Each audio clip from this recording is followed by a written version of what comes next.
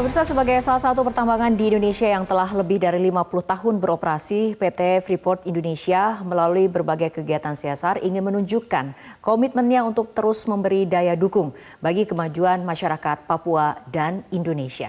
Berikut kami hadirkan wawancara Kania Sutisnawinata dengan Presiden Direktur PT Freeport Indonesia, Tony Wenas. Pemirsa, industri pertambangan nasional memegang peranan penting dalam memajukan Indonesia melalui lapangan atau penciptaan lapangan pekerjaan, peningkatan kualitas sumber daya manusia, hingga peningkatan taraf hidup masyarakat yang berada di sekitar area tambang. Sebagai salah satu pertambangan terbesar di Indonesia yang sudah lebih dari 50 tahun beroperasi, PT Freeport Indonesia adalah salah satu contoh nyata. Melalui berbagai kegiatan Corporate Social Responsibility atau CSR, PT Freeport ingin menunjukkan komitmennya untuk terus memberi daya dukung terhadap kemajuan masyarakat Papua dan juga Indonesia. Sebagai peraih The Most Prominent Foundation Award dalam Prominent Award tahun ini yang diselenggarakan oleh Metro TV, saat ini sudah hadir bersama kami Direktur Utama PT Freeport Indonesia, Tony Wenas, untuk berbagi cerita tentang kontribusi dan juga dukungan social responsibility bagi kemajuan Indonesia yang sudah dijalankan oleh PT Freeport Indonesia. Pak Tony, selamat datang. Terima kasih Kania, sehat-sehat, alhamdulillah, puji Tuhan semuanya sehat, lancar. Mungkin bisa diceritakan seperti apa perkembangan bisnis PT Freeport Indonesia sampai dengan akhir tahun ini? Jadi pasca divestasi 2018 kami memang kan kemudian sinergi dengan Mind ID. Sebagai shareholders kami juga ada tim manajemen dari Mind ID dan kami melakukan pekerjaan-pekerjaan itu secara bersama-sama dan sinergi yang sangat baik sekali. Jadi ini adalah salah satu contoh kemitraan antara perusahaan dengan pemerintah yang berjalan sangat baik. Terbukti bahwa kami tambang terbukanya sudah selesai tahun 2019 akhir dan kami pindah seluruhnya ke tambang bawah tanah, dan di tahun 2020 tuh produksi berkurang separuh karena kita harus ramp up tambang bawah tanah, dan ternyata kita bisa lakukan itu dengan baik, ramp up berjalan dengan lancar sekali, dan sekarang tahun ini 2023 itu sudah bisa mencapai salah satu mendekati peak production.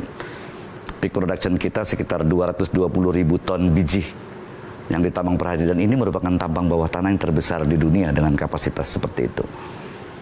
Dan kami juga berhasil untuk memberikan kontribusi bagi negara dalam bentuk pajak, royalti, dividen, dan tahun lalu saja kami berkontribusi kepada negara itu 55 triliun, dan di dalamnya itu ada 8,7 triliun yang diterima oleh daerah, pemerintah provinsi maupun kabupaten dalam provinsi tersebut. Jadi ini adalah salah satu good year atau tahun yang baik bagi kami, ditunjang juga oleh harga-harga yang membaik. Kalau dilihat harga emas sekarang udah lebih dari $2.000 per ounce.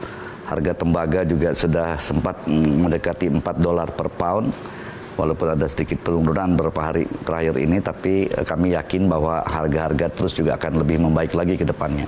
Sehingga tahun 2024 itu merupakan tahun yang lebih baik lagi dari tahun ini kalau menurut rencana kerja kami. Di mana kita bisa produksi tahun depan itu sekitar 1,7 juta pound tembaga dan sekitar 2 juta ounces emas di tahun depan. Tapi tentu saja ini masih bergantung kepada apakah betul kami bisa melakukan ekspor sampai dengan smelternya nanti secara penuh beroperasi. Kan 100% operasi smelter itu baru di Desember 2024. Mulainya di bulan Mei 2024, tapi kan perlu ramp up.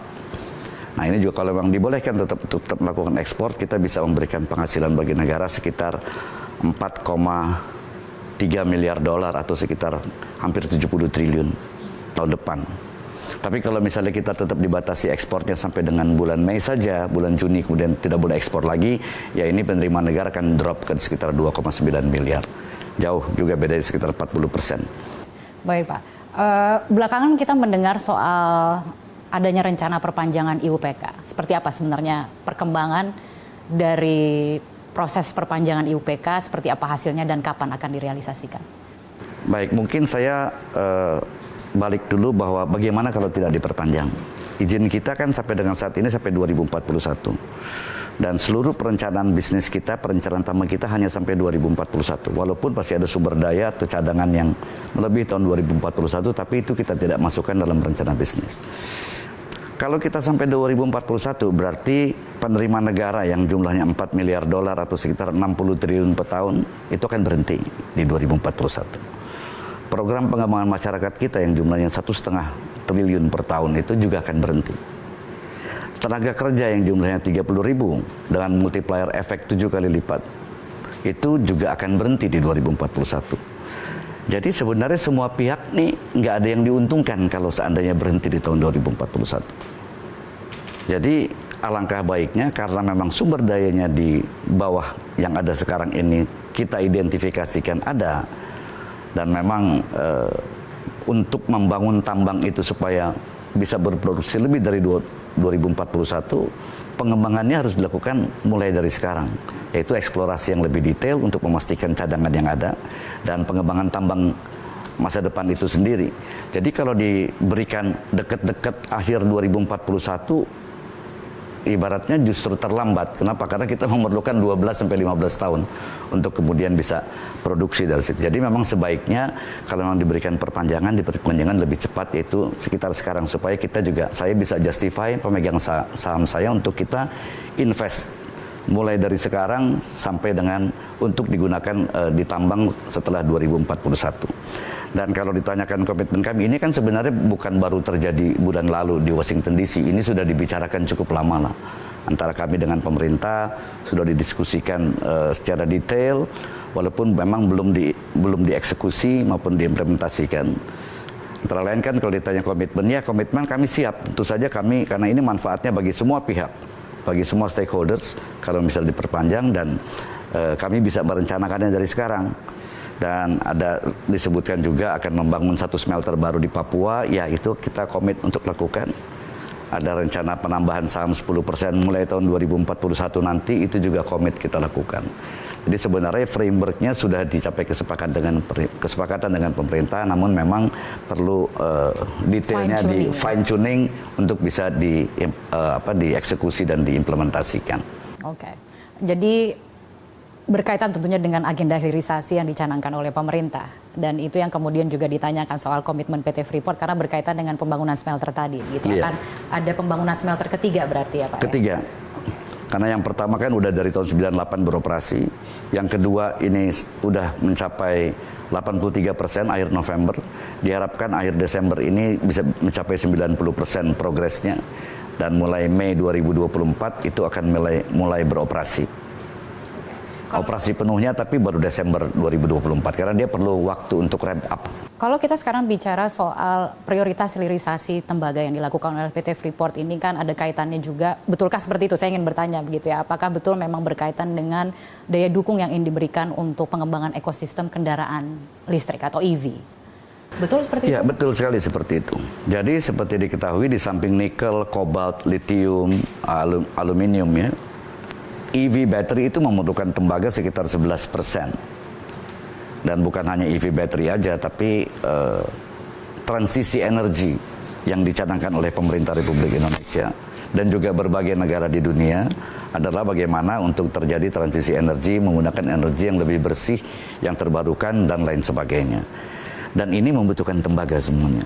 Untuk menghantarkan energi itu kepada customer, itu tembaga adalah konduktor yang paling baik untuk mengantarkan listrik, sehingga memang kebutuhan akan tembaga ini akan sangat banyak sekali, bukan hanya di Indonesia tapi juga di dunia. Dan kalau dilihat dari reportnya McKinsey, terlihat bahwa dari 2024 ke depannya itu pertumbuhan tembaga akan sangat naik. Di satu sisi demand-nya naik, di satu sisi supply-nya masih terbatas saja. Jadi ini adalah momentum sebenarnya buat kita, buat Indonesia, momentum untuk menjadi salah satu pemain utama dunia di bidang tembaga ya. Dan dalam hal ini adalah EV battery ecosystem. Pemirsa, tetaplah bersama kami, sesaat lagi kami lanjutkan. Kita akan bicara soal kegiatan CSR yang dilakukan oleh PT Freeport Indonesia. Sudah beroperasi lebih dari 50 tahun, lebih terukur tentunya hasilnya sekarang. Mungkin bisa diceritakan, tapi apa sebenarnya nilai-nilai yang mendasari rancangan kegiatan CSR yang dilakukan oleh PT Freeport Indonesia? Jadi kami meyakini bahwa tidak ada perusahaan yang bisa berhasil di tengah lingkungan dan masyarakat yang gagal. There is no company that can prevail in a community and environment that fail. Jadi memang dari awal mulai beroperasi Freeport Indonesia di tahun 73 mulai produksi, itu kita sudah mengadakan agreement dengan pemilik hak ulayat di situ. Di Gundung itu suku Angmume. Dan dengan tokoh ada agreement namanya January Agreement, Januari 1974. Kita buat agreement adalah untuk bagaimana kita bisa tumbuh dan berkembang bersama-sama. Pada saat itu kan kota Timika penduduknya baru 1.000. Sekarang 300.000. Jadi memang keberadaan Freeport itu betul-betul menjadi daya tarik untuk terjadinya pertambahan penduduk dan juga ekonomi yang berputar di Kabupaten Mimika. Dan dasar itulah kemudian dari mulai tahun 74 itu kita membuat program kemasyarakatan. Dan kalau dilihat saat ini program CSR programs kita itu adalah ada berbagai, yang utama adalah kesehatan dan pendidikan. Karena kita perlu mendidik masyarakat Papua supaya bisa sejajar dengan saudara-saudara yang lainnya di luar Papua. Dan untuk bisa dididik mereka perlu disehatkan. Begitu juga sebaliknya. Untuk bisa mereka supaya sehat kita harus kasih mereka pendidikan, Mbak. Dan itulah makanya kita kemudian membuat program itu. Contoh lah, misal program kesehatan. Semua masyarakat anggota 7 suku, Amume, Komoro, dan 5 suku kerabat lainnya di Kabupaten Mimika itu berobat gratis di rumah sakit yang kita bangun buat mereka. Ada 1 rumah sakit, ada 5 klinik khusus dan klinik umum, ya, klinik umum dan spesialis ada 5. Itu kalau di total kira-kira sekitar 175.000 kunjungan pasien lah dalam 1 tahun. Dan semuanya gratis, mulai dari masuk angin sampai operasi besar itu semuanya gratis. Dan tujuan kita adalah bagaimana supaya angka kunjungan pasien ini semakin berkurang, yang berarti adalah masyarakat menjadi lebih sehat. Tentu juga ditambah lagi dengan program malaria, pemberantasan malaria di sekitar wilayah kerja kita, dan juga tuberkulosis dan beberapa hal lainnya supaya masyarakat jadi lebih sehat. Dan terbukti bahwa mereka sekarang ini dibandingkan dengan beberapa puluh tahun yang lalu itu tingkat kesehatan masyarakat sudah jauh meningkat, bahkan di beberapa tempat berada di atas level nasional secara umum. Dan itu kesehatan. Kemudian pendidikan, ada 12.000 lebih beasiswa yang kita berikan buat mereka. Ada 5 asrama yang kita kelola, termasuk 1 boarding school. Yang pertama di Papua, yaitu boarding school dengan standar di atas standar nasional, dengan juga dari TK sampai SMA mereka kita tempatkan dalam satu tempat tinggal yang baik, yang bersih, yang sehat, diberikan fooding yang bergizi dan diberikan kedisiplinan yang tinggi, sehingga diharapkan pada saat mereka kemudian mau masuk ke kuliah mereka sudah betul-betul siap dan bisa bersaing dengan saudara-saudara lainnya dari luar Papua. Itu kesehatan dan pendidikan. Tentu saja ekonomi rakyat, ekonomi kemasyarakatan juga harus kita perhatikan. Ada hampir 200 usaha binaan yang kita bina, usaha-usaha UMKM yang kita bina. Sekarang totalnya itu sampai revenue-nya udah sampai 275 miliar. Tentu saja infrastruktur pendukungnya juga harus siap. Ada 8 program besar kalau tidak salah ya, Pak? Iya. Jadi infrastruktur penduduknya khususnya 3 desa di dataran tinggi dan 5 desa di dataran rendah, itu desa yang terdampak. Yang betul-betul terdampak itu semua infrastrukturnya kami yang bangun. Perumahannya, air bersihnya, jalan, jembatan, gereja, masjid, dan lain sebagainya, semuanya Freeport yang bangun.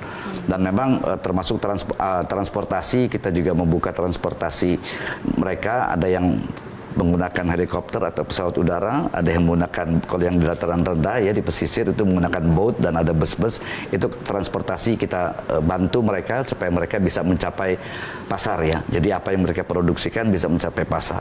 Jadi memang cukup masif program pengembangan masyarakat kita. Tadi saya katakan itu biayanya kira-kira 1,5 triliun per tahun. Tahun lalu saja hampir 2 triliun, dan kedepannya setidak-tidaknya 1,5 triliun per tahun sampai dengan berakhirnya tambang. Apakah 2041 atau 2061 atau lebih dari 2061. Oke, baik Pak Tony, kita lanjutkan perbincangannya sesaat lagi. Pemirsa, tetaplah bersama kami. Ya, Anda kembali bergabung bersama kami, dan Pak Tony, kita lanjutkan perbincangannya. Pak Tony, bicara mengenai ini, saya berulang kali menyebutkan sudah lebih dari 50 tahun beroperasi, karena ini tentunya pencapaian ya bagi PT Freeport Indonesia yang sekarang sudah didivestasikan juga. Kalau kita melihat dari sejumlah kegiatan CSR tadi sudah dijabarkan panjang lebar, adakah hal yang paling membanggakan buat Pak Tony? Yang paling membanggakan buat kami ya, buat saya sebagai pimpinan dan juga seluruh karyawan di Freeport Indonesia yang jumlahnya 30.000 orang, itu adalah pada saat kunjungan Pak Presiden Joko Widodo ke Tembagapura. Wah, itu luar biasa, itu milestone besar sekali lah untuk pertama kalinya Presiden untuk pertama kali. Terakhir dulu Pak Harto meresmikan kota Tembagapura itu tahun 73.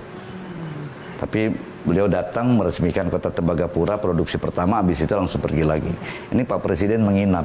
Pak Tony, di era ESG sekarang ini di mana kemudian kita lihat soal lingkungan, soal sosial dan juga tata kelola itu menjadi begitu penting di mata investor ya. Apalagi strategi yang akan dijalankan ke depan dan apa target yang diharapkan akan diraih? Kalau soal governance ini kita ya perusahaan yang dengan tadinya dimiliki oleh Amerika memang tingkat governance-nya tinggi sekali. Kita juga punya departemen hak asasi manusia yang memastikan bahwa tidak ada karyawan yang melanggar hak asasi manusia dan lain sebagainya. Setiap tahun kita ada Principle of Business Conduct yang harus diresertifikasi setiap tahun seluruh karyawan tanpa kecuali. Yaitu bagaimana berperilaku bisnis yang etik dan juga tentu anti korupsi ya. Dari segi sosial tadi saya sampaikan bahwa dari awal kami sudah merencanakan kegiatan sosial kita embedded ke dalam perencanaan tambang itu sendiri. Demikian juga environmental. Jadi soal lingkungan itu sudah embedded dalam setiap perencanaan tambang kita. Setiap bisnis plan kita selalu memasukkan unsur-unsur lingkungan itu untuk harus diperhatikan dari mulai mendesainnya. Dan memang tambang itu pasti punya dampak lingkungan. Dampak lingkungan yang paling besar di kami adalah tailing. Tailing ini kan sebenarnya adalah batuan yang digerus secara halus, diambil mineral berharganya, yang tidak berharga ini jadi tailing. Jadi sebenarnya dari batu kembali lagi menjadi pasir gitu. Dan prosesnya adalah proses fisika yang hanya mencampur dengan alkohol. Jadi tidak ada bahan kimia di situ. Tapi memang jumlah tailing ini kan besar sekali. Jadi ada pohonan yang dilalui tailing itu akan tertutup pori-porinya dan mati, tapi hanya temporer. Nantinya akan bisa tumbuh lagi menjadi hutan muda dalam waktu 10 tahun. Dan tailing ini tidak berbahaya, tidak beracun, sudah lulus uji toksikologi, uji karakteristik, uji subkronik, TCLP, LD50, LC50, semuanya dalam ambang batas yang dibolehkan perundang-undangan. Nah, tapi tetap aja ada dampak di situ kan, ada dampak. Nah, sekarang ini yang sudah kita lakukan adalah area yang sudah tidak kita gunakan, yang di tambang terbuka Grasberg itu kita reklamasi. Begitu juga tailing yang sudah tidak aktif, itu ada proyek percontohan kita sebesar 100 hektar dari 1.000 hektar area bekas tailing yang sudah kita reklamasi. Itu kita buktikan bahwa di tailing itu bisa jadi lahan produktif, ada perikanan di situ, bisa tumbuh baik, bisa hidup dengan baik, pohon-pohonan, buah-buahan dan lain sebagainya bisa tumbuh dengan baik, ekosistem di mana banyak kupu-kupu. Kalau kupu-kupu banyak itu berarti ekosistemnya variatif ya. Di samping tentu komitmen kita terhadap carbon emission itu udah kita 2 tahun yang lalu di COP di Glasgow kita declare komitmen kita untuk reduce 30% carbon emission di tahun 2030. Dan saat ini udah lebih dari 22% kita achieve dan kami yakin di tahun 2030 kami akan bisa mencapai 30% bahkan lebih penurunan emisi karbon. Dan kami juga merencanakan untuk dalam waktu sangat dekat ini mengganti PLT batubara kami dengan energi yang jauh lebih bersih. Antara lain mungkin opsinya adalah pakai LNG yang jauh lebih bersih. Di samping itu tentu saja reboisasi lahan, ada lahan di Jayapura 4.200 hektar yang kita rehabilitasi dan kita tanami kembali. Terima kasih Pak Tony telah berbagi begitu banyak cerita dan pengalaman. Kita mudah-mudahan bisa berbincang-bincang lagi di lain kesempatan. Sukses terus untuk PT Freeport Terima kasih Kania, salam. Ya. Dan pemirsa, demikianlah wawancara kami bersama dengan Direktur Utama PT Freeport Indonesia Tony Wenas. Sampai jumpa di lain kesempatan.